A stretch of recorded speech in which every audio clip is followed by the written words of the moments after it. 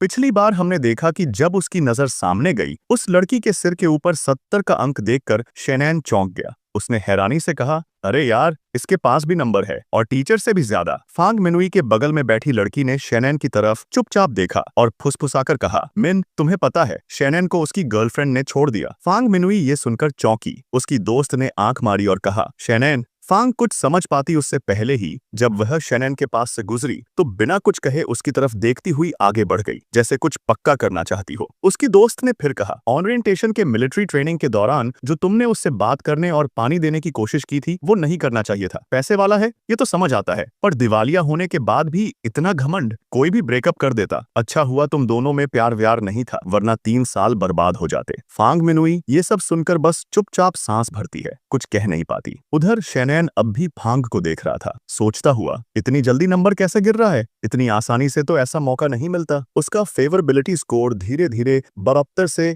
घटकर 19 हो गया। वो थोड़ा घबरा गया। नहीं, ऐसे बैठे बैठे तो कुछ नहीं होगा, लेकिन रूममेट की भावनाओं का भी ख्याल था, इसलिए उसने पूछा, हांग हाबा, अगर मैं फांग मिनुई के साथ कपल बन गया तो तुझे बुरा लगेगा? हांग ने उसकी ओर देखकर ठोड़ी पर हाथ रखा, फिर बोला, असल बात यह है कि तू क्लास की ब्यूटी को पटाना चाहता है, पर तुझे क्या लगता है तू अब भी वही रिच बॉय है जो BMW 4 सीरीज चलाता था? फिर कुछ सोचकर बोला, सच कहूं तो मुझे फर्क नहीं पड़ता, जब तक वो ली जियानपिंग के साथ नहीं है, किसी के भी साथ हो जाए चलेगा। शेनैन को जैसे यही सुनना था, फौरन पलटा और बोला, ब्रो, बस इसी जवाब का इंतजार था। हांग हैरानी से चिल्लाया, भाई तू सीरियस है? शेनैन ने बिना कुछ बोले सबसे तेज दौड़ लगाई और फांग मिनुई के सामने जाकर गंभीरता से बोला, मिनुई। फांग ने चौंक कर उसकी तरफ देखा, चेहरा लाल हो गया। उसकी दोस्त भी सतर्क हो गई और फौरन सामने आकर बोली, शेनैन, क्या चाहते हो? शेनैन ने पूरे भरोसे के साथ जवाब दिया, मैं सिर्फ ये पूछना चाहता हूँ, कल तुम फ्री हो? मैंने स्टार सुशी केकी रेस्टोरेंट में टेबल बुक की है, तुम मेरे साथ चलोगी? फांग अचकचा गई, चेहरा और लाल हो गया। मन ही मन सोचने लगी, ये मुझे खाने पर बुला रहा है? उसकी दोस्त ने शक से पूछा, सुशी? वही रेस्टोरेंट जहां एक बार का खर्च 1000 युआन से ऊपर होता है। पैसे हैं तेरे पास? शेनैन ने उसकी बातों को पूरी तरह नजरअंदाज किया, सिर खुजलाते हुए मुस्कुराया, खाने के बाद थोड़ी वॉक भी करेंगे, और हाँ, मेरी बहन के लिए बर्थडे गिफ्ट लेना है, तुमसे मदद चाहिए, अगर हो सके तो कल सुबह जवाब दे देना। इतना कहकर वो हाथ हिलाता हुआ चला गया। हांग ये सब देखकर अवाक रह गया। फांग अब भी चेहरा लाल किए अपनी दोस्त की ओर मुड़ी, मैंने अभी हाल ही में ली जियानपिंग के साथ मूवी देखी थी, अब शेनैन के साथ डिनर पर जा रही हूँ, ये ठीक है? दोस्त ने कंधे उचकाते हुए कहा, क्यों नहीं, जापानी हाई एंड रेस्टोरेंट है, मना करने की कोई वजह नहीं है। देखो, शेनैन थोड़ा घमंडी है पर हैंडसम तो है, और अगर उसके घर के हालात दोबारा सुधर गए तो ली जियानपिंग को तो पीछे छोड़ देगा। उसने फांग के हाथ से फोन लिया और कहा, तू नहीं मानेगी तो मैं ही जवाब दे देती हूँ, वैसे भी बस खाना पीना और थोड़ा घूमना ही तो है, कौन सा शादी का प्रपोजल है? फांग अब भी थोड़ी घबराई हुई थी, मगर बमुश्किल बोली, ठीक है। अगले दिन शाम को फांग और शेनैन उस रेस्टोरेंट पहुंचते हैं जो पहले से बुक है। वेटर मुस्कुराकर मेन्यू लाता है, शेन साहब, ये आपके ऑर्डर के अनुसार मेन्यू है, उम्मीद है आपको अच्छा लगेगा। फांग मुस्कुराते हुए उसके पास बैठती है और कहती है, शेनैन, सुना है इन दिनों तुम्हारे घर की हालत थोड़ी मुश्किल में है, इतनी खर्चीली जगह जाने की जरूरत नहीं थी। शेना युआन मुस्कुराकर बोला, कोई बात नहीं, इस रेस्टोरेंट का जापानी खाना वाकई जबरदस्त है। इतना कहकर ही वो अचानक फंग मन्नू के भरे पूरे जिस्म के संपर्क से सख्त हो गया, चेहरा लाल पड़ गया। सोचने लगा, क्या मैं हुई जैसे हालात में हूँ? सिर्फ 2 महीने हुए हैं पर ये हाल है। नहीं, कंट्रोल में रहना होगा, शांत हो जा, शांत। उसी वक्त फंग ने पूछा, अचानक डिनर पर बुला लिया, सच में सिर्फ अपनी बहन के लिए गिफ्ट चुनने के लिए बुलाया है? शेनयुआन ने कप में से एक घूंट चाय पी, खुद को थोड़ा संभाला और ईमानदारी से बोला, मैं तो बहुत पहले से तुम्हें डिनर पर बुलाना चाहता था, पर मौका नहीं मिला। फंग की आंखें नीची हो गईं, कुछ सोचती रहीं, बस एक छोटा सा हूँ निकला। शेनयुआन थोड़े घबरा गया, क्या मैंने कुछ गलत कह दिया? कहीं उसकी पसंद तो नहीं घटी? उसने जल्दी से खुद को समेटा, गला साफ किया और पुराने दिनों की बात छेड़ी। मिलिट्री ट्रेनिंग के टाइम तुम ही तो थीं जो मुझे बार बार पानी लाकर देती थीं, रात को मैसेज भी करती थीं, सब आज भी याद है। फेवरेबिलिटी नंबर एकदम बढ़ गया, 66 से 67। फंग का चेहरा गुलाबी हो गया, हल्की सी मुस्कान के साथ पूछा, तुम्हें अब भी याद है? शेनयुआन ने सिर खुजाया, भूल कैसे सकता हूँ। नंबर फिर से उछला, 100 फिर 70। लेकिन शेनयुआन अब भी अंदर ही अंदर खुद को शांत करने की कोशिश कर रहा था। कंट्रोल, थोड़ा और सब्र कर ले। समय बीतता गया। करीब 40 मिनट बाद दोनों ने खाना खत्म किया और पेमेंट के लिए काउंटर की ओर बढ़े। स्टाफ ने मुस्कुराते हुए कहा, सर कुल बिल है 2,921 रुपए। आप मेंबर हैं, इसलिए आपको डिस्काउंट के बाद 2,777 देना होगा। शेन्युआन ने सिर हिलाया। ठीक है, धन्यवाद। फेवरेबिलिटी नंबर बढ़ गया, अब 73। फंग मनयू ने एक नजर शेन्युआन की ओर देखा। मेरे पूरे महीने के खर्च सिर्फ 3,000 हैं और इसने एक डिनर पर उतना खर्च कर दिया। और ली जैनपिंग, उसने तो मूवी देखने के बाद कहा था कि अगली बार कैंटीन में खा लेंगे। घर में पैसे हैं फिर भी कंजूस। उसी वक्त सिस्टम की नोटिफिकेशन आई, सीमित समय का टास्क। पास में मौजूद किसी लड़की पर पैसा खर्च करो जिसकी फेवरेबिलिटी 60 से ऊपर हो और उसका सम्मान पाओ। इनाम, लड़की पर जितना पैसा खर्च हुआ वह 3 गुना लौटेगा। अगर फेवरेबिलिटी 3 अंक बढ़ी तो 2 गुना वापस मिलेगा। शेन्युआन ने फंग के सिर के ऊपर नजर डाली। अब नंबर था 76। पहली बार देखा था तब 72 था, अब 76। ओह, मतलब यही है। एक डिनर में ही 10,000 कमाने जैसा लग रहा है। फंग मनयू ने उसकी ओर देखा, हल्का सा मुस्कुराई, चेहरा लाल लेकिन मुस्कान प्यारी। अब ये लड़का कुछ ज्यादा ही अच्छा लगने लगा है। शायद पैसे की ताकत यही होती है। यही सोचते हुए उसने शेन्युआन का हाथ थाम लिया। चलो, अब उन्हें बहन के लिए गिफ्ट लेने गोड्जन मॉल जाना था। थोड़ी देर बाद गोड्जन मॉल के अंदर एक बूढ़े आदमी ने सामने देखा और बोला, वांटिंग, वो लड़का यहाँ क्या कर रहा है? जो वांटिंग भी चौंकी। शेन्युआन, उसने उसे घूरा। कल ही तो ब्रेकअप हुआ और आज नई लड़की के साथ घूम रहा है। बूढ़ा बुदबुदाया।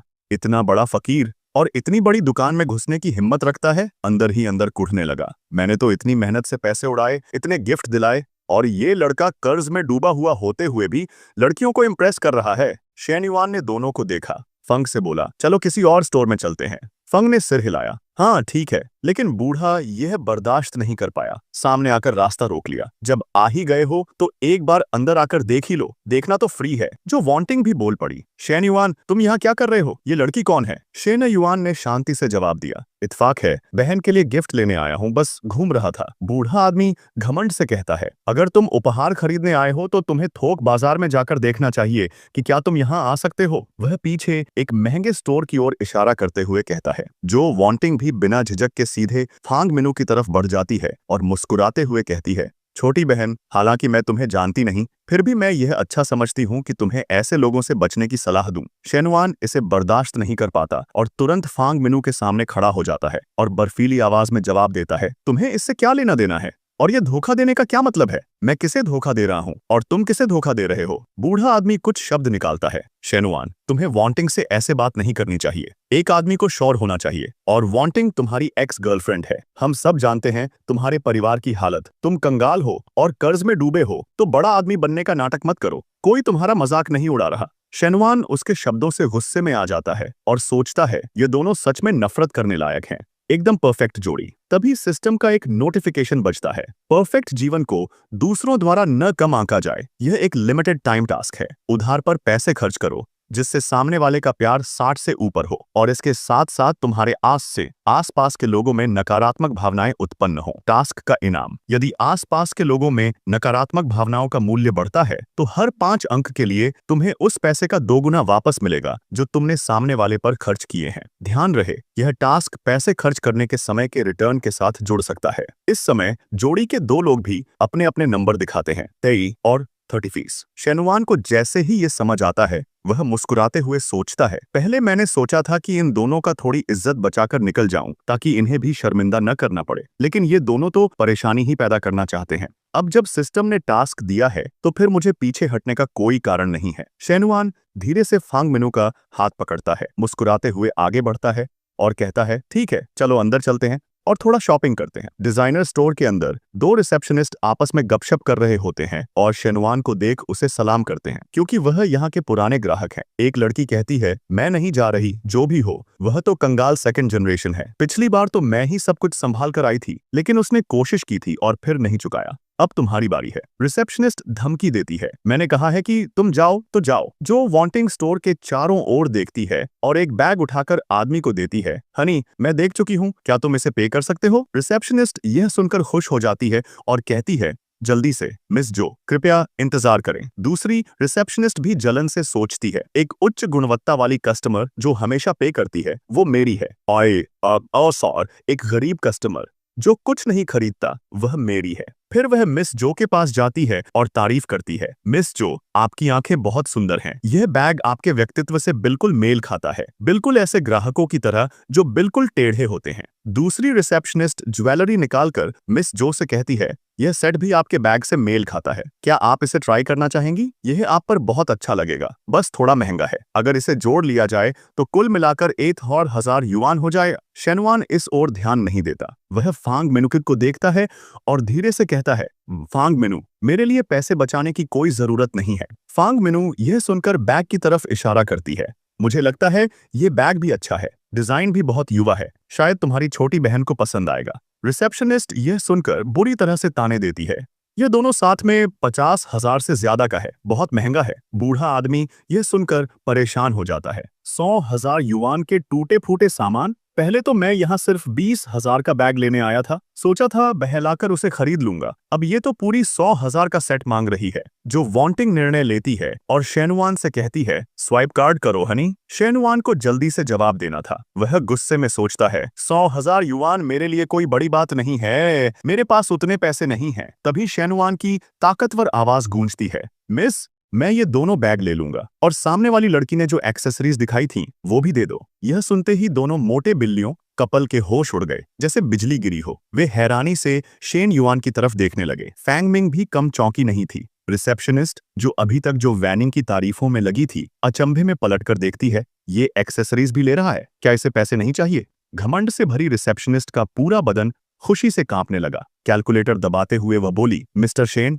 दोनों बैग्स और एक्सेसरीज मिलाकर कुल 1,31,000 रुपए हुए। शेन युआन मन ही मन मुस्कुराया। मजेदार है, खाने के बाद जो वापसी मिली वही इसके लिए परफेक्ट है। उसने एक साधारण कार्ड निकाला और बेपरवाही से कहा, इससे पेमेंट करो। रिसेप्शनिस्ट खुशी से झूम उठी। जी जी, मैं अभी पैक कर देती हूँ। उसकी आंखों में आंसू आ गए। मैंने सोचा आज काम बेकार चला जाएगा, लेकिन इसने न सिर्फ 2 बैग्स लिए बल्कि एक्सेसरीज भी ऊपर से। एक ही ऑर्डर में 1,30,000। ये मिस्टर शेन पहले से भी ज्यादा दिलदार और बेपरवाह है। जो वैनिंग का मुंह मिर्ची खाने जैसा कड़वा हो गया। वह सच्चाई स्वीकार नहीं कर पा रही थी।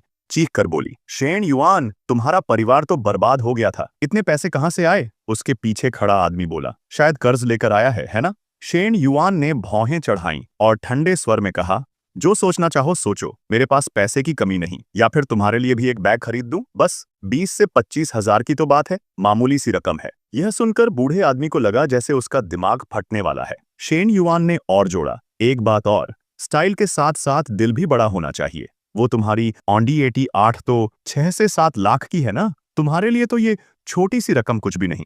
जो वैनिंग हार नहीं मानना चाहती, उसने अपने पार्टनर को धकियाते हुए कहा, जानू, जल्दी दिखाओ ना अपना दम, इसे मत जीतने दो। लेकिन आदमी गुस्से में सोच रहा था, मेरी ऑडी तो ईएमआई पर है, ये बात वैनिंग को पता नहीं चलनी चाहिए, ये बच्चा मुझे पागल कर देगा। वह बेचैनी से फोन निकालकर बोला, अरे रुको, मुझे एक कॉल आ रही है। जो वैनिंग बेसब्र होकर चिल्लाई, जानू, तुम क्या कर रहे हो? पीछे खड़ी रिसेप्शनिस्ट भी गपशप करने लगी। आदमी जोर जोर से बोलता हुआ बाहर भागा। किसने फैसला ले लिया? मैंने कहा था ना, 100 मिलियन से ऊपर के प्रोजेक्ट्स मेरी बिना मर्जी के नहीं हो सकते। जो वैनिंग ने दांत पीसते हुए कहा, शेन युआन, तुम्हारी हिम्मत। शेन युआन उनकी बेइज्जती और गिनती बढ़ते कुत्ते जोड़े को देखकर सोचता है, अच्छा, नेगेटिव इमोशंस का टारगेट पूरा हो गया, इनसे बहस करने का कोई फायदा नहीं, टास्क पूरा करना काफी है।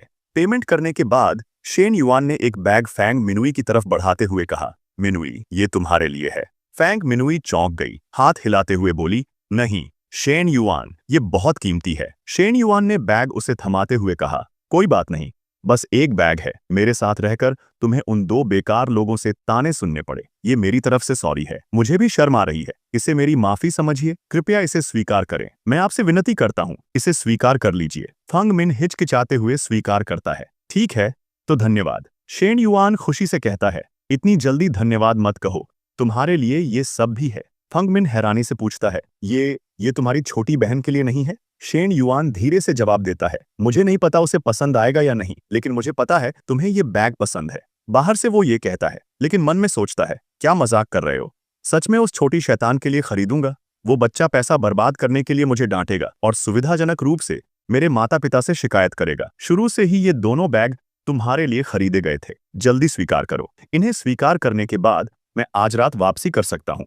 फंग मिन पीछे हटता है, सोचता है, एक ही बहुत ज्यादा है और अब तुम पूरा सेट स्वीकार कर रहे हो। क्या इससे उस पर बुरा प्रभाव नहीं पड़ेगा? लड़की शर्मीली होकर कहती है, नहीं शेन युआन। ये लड़की के बोलने से पहले ही शेन युआन उसका हाथ पकड़कर मुस्कुराते हुए कहता है, कोई बात नहीं, ये तो बस शुरुआत है, हमारे पास अभी बहुत समय है, इसे स्वीकार करो। अगर तुम फिर से मना करोगी तो मैं उदास हो जाऊंगा। उसके उत्साही निवेदन के साथ लड़की तुरंत बाकी बैग भी स्वीकार कर लेती है। सिस्टम संदेश बजता है, कार्य पूरा करने पर बधाई हो। इस कार्य में कुल 15 नकारात्मक अंक थे।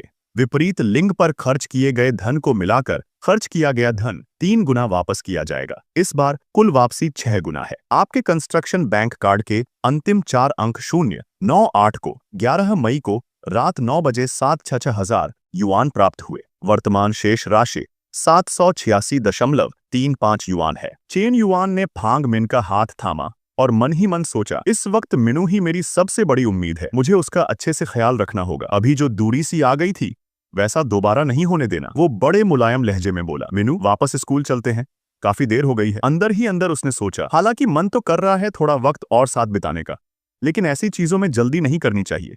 जब होना होगा खुद ही होगा। हांगमिन भी उसके इस रवैये से थोड़ा प्रभावित हुई। उसके मन में आया, यान तो पूरी तरह अलग है ली जेनपेंग से, उसने तो बार का जिक्र तक नहीं किया, वरना शायद मैं खुद भी चली जाती। थोड़ी देर बाद चेन युआन साउथ हॉस्टल पहुंचा। उसी वक्त ऊपर से कुछ लड़के नीचे उतरते हुए जोर जोर से जेन पेंग की तारीफों के पुल बांध रहे थे। कमाल है यार, बिना शोर किए क्लास की सबसे सुंदर लड़की को सेट कर लिया। हम सब तो अब तक सिंगल हैं और तू इतना आगे निकल गया। इस खुशी में पार्टी तो बनती है, वो भी शानदार वाली। लीन पेंग ने जानबूझकर ऊंची आवाज में कहा, इस बार पूरी क्लास को बुलाएंगे, मजा आएगा। चेन युआन चुपचाप सुनते हुए अपने कमरे में चला गया। अंदर एक रूममेट परेशान सा बैठा था। रिसीवर रखते हुए बोला, सब सुना क्या? वो कमीना ली जेनपेंग अभी क्लास ब्यूटी के साथ फिल्म देखकर आया है और पूरे कॉलेज को बताने पर तुला है।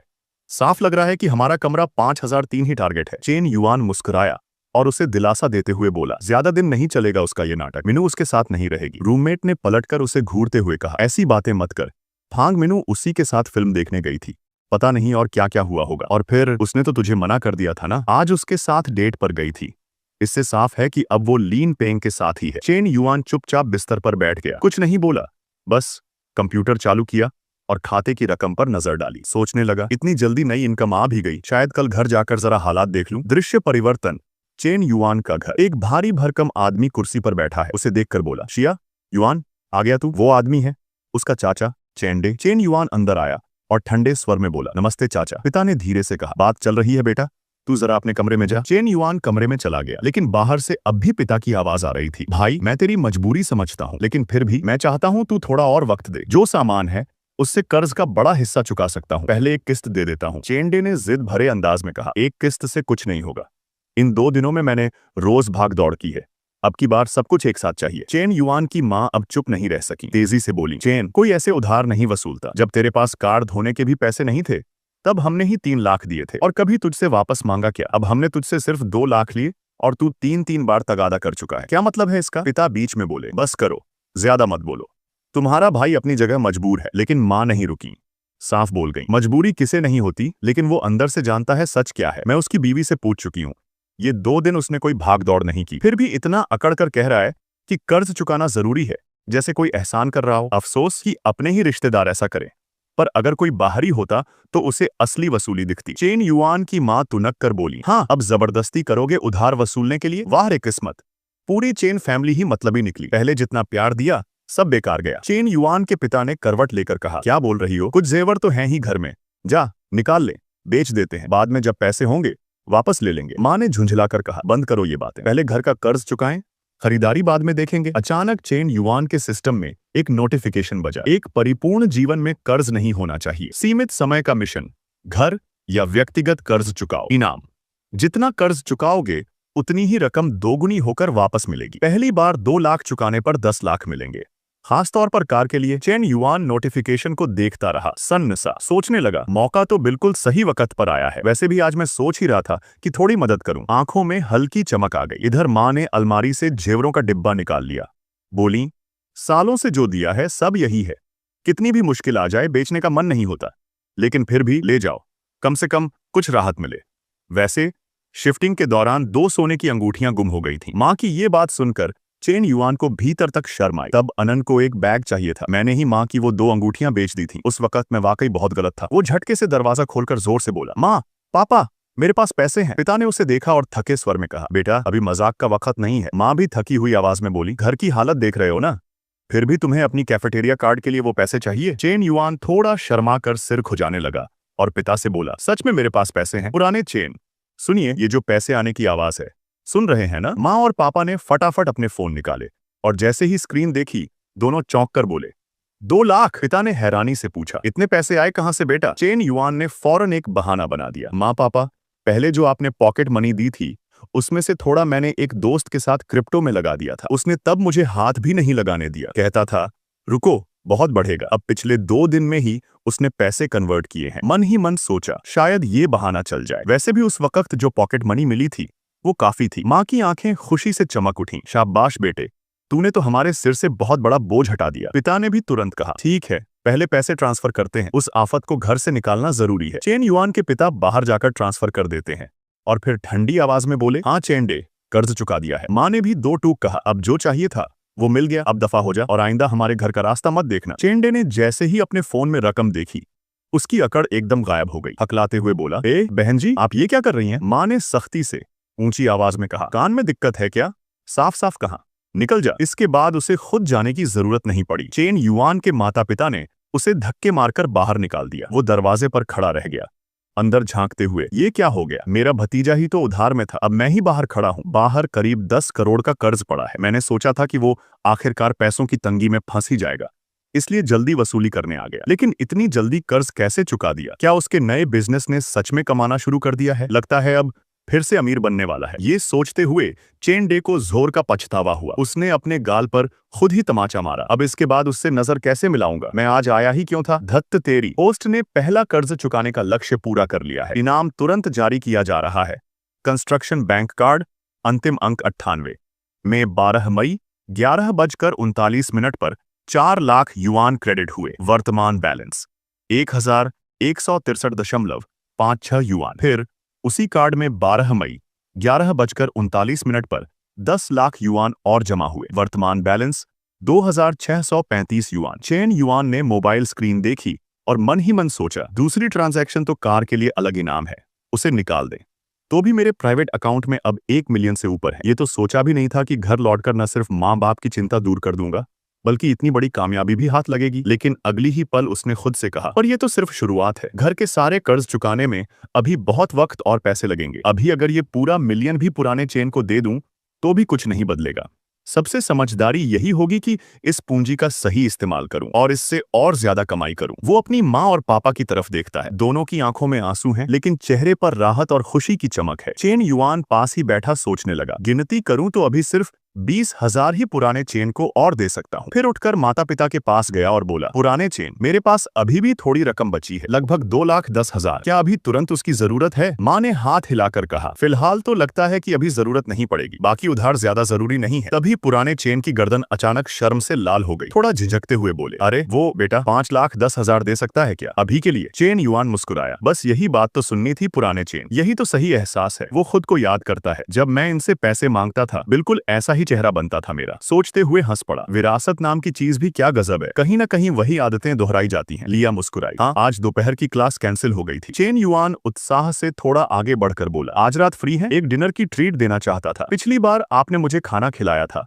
तो अब मेरी बारी है लौटाने की। तभी पीछे से एक जोड़ी तीखी नजरें चमकी। लिया और चेन युआन दोनों का चेहरा एक साथ उतर गया। लियांग चेहरे पर मानो जान ले लेने वाली नियत लिए चुपचाप पीछे खड़ी थी। चेन युआन हकला गया। वो लियांग, वो वहीं जम गया। ये टीचर की छोटी बहन तो मेरी किस्मत की दुश्मन बन चुकी है, इससे पंगा नहीं लेना, बिल्कुल नहीं। इन दोनों बहनों का कॉम्बो बस खतरे की घंटी। दोनों बहनें कितनी अलग हैं।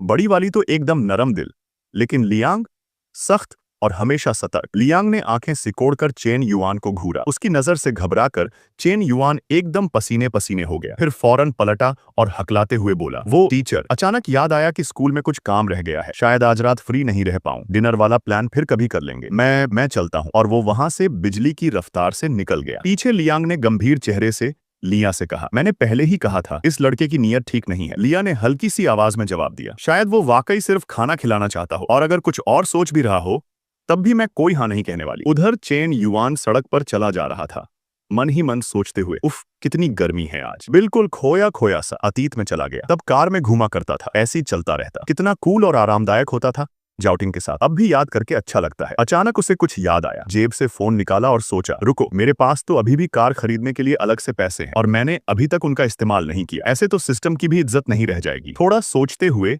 उसने तुरंत फांग मैन को टेक्स्ट किया, आज दोपहर फ्री हो? फांग मैन को चेन युआन का संदेश मिलते ही उसने फौरन जवाब दिया, बिल्कुल, आज दोपहर कोई क्लास नहीं है। फांग मैन की दोस्त ये संदेश पढ़कर खिलखिलाते हुए बोली, तुम दोनों तो ऐसे जैसे कार खरीदने जा रहे हो, ये तो बहुत जल्दी हो गया।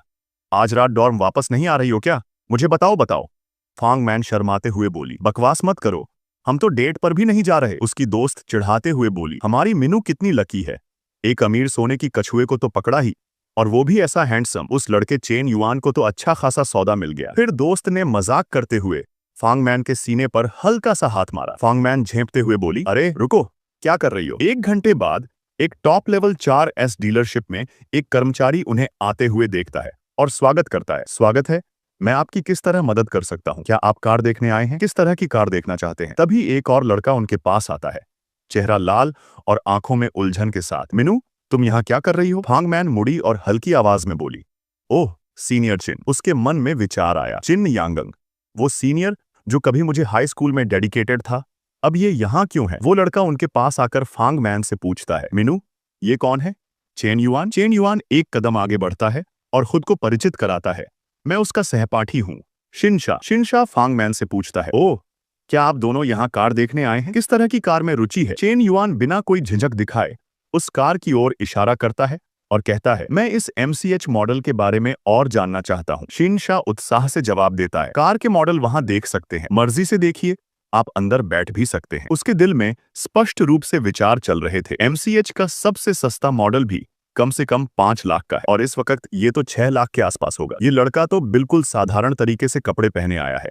हाँ, अगर पैसे नहीं है तो बस है, और ऐसे लड़कों को 4S स्टोर में लाकर कोई दिखावा करने का क्या फायदा? फिर उसकी नजर फांग मैन पर जाती है और सोचता है, मिनू आज भी कितनी खूबसूरत है, वही पुरानी देवी जैसी खूबसूरती, वही आकर्षण जैसे पहले मैं उसे चाहता था। अब मेरी सैलरी 10,000 से ऊपर है, मैं एक अच्छा सेल्स पर्सन बन चुका हूँ और 2 लाख की होंडा एकॉर्ड से ऑफिस आता हूँ। आजकल लड़कियां ऐसे लड़कों को ही पसंद करती हैं जो लड़कियों के लिए टॉप चॉइस होते हैं। वो बस खड़ा रहकर तरह तरह के ख्यालों में खो जाता है। फिर फांग मैन के पास जाकर कहता है, मिनू बहुत समय हो गया, क्या तुम आज रात फ्री हो?